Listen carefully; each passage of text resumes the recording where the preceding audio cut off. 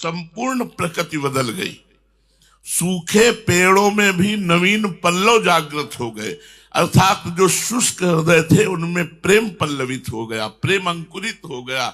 तो कहां तक इनके जन्म की कथा कहूं? अगर कथा पूरी कहूंगा जन्म की तो वो अपार कथा है, वो पार नहीं पाई जा सकती। जन्म कर्म,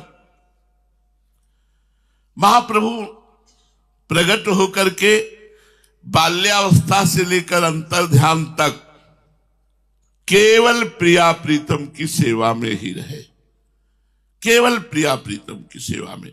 श्रीमद राधा सुधा निधि में स्वयं हरिवंश महाप्रभु कहते हैं, न जानीते लोकम न च निगम जातम कुल परम पराम वा नो जानात त्यह न सताम चापि चरितम रसं राधाया मा भजति किल भावं ब्रजमणो रहस्ये तद्यस्य स्थितिरपि न साधारण गति। ये जब कहते हैं कि इस रस में कोई रसिक निमग्न हो जाता है तो वो लोक को नहीं जानता।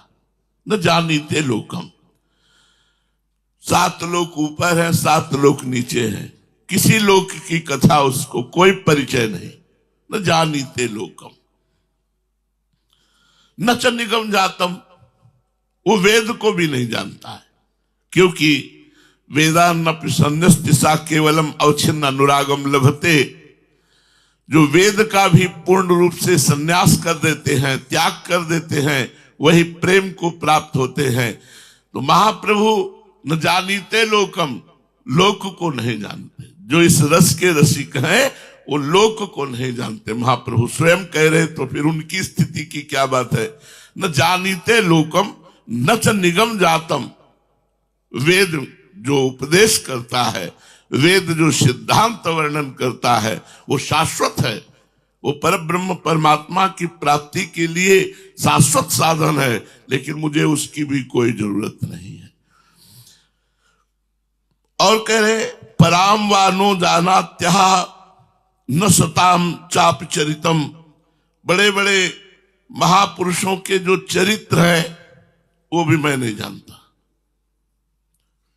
बड़ी अद्भुत स्थिति है, ना लोक को जानता हूं, ना वेद के सिद्धांत को, वेद के समूहों को,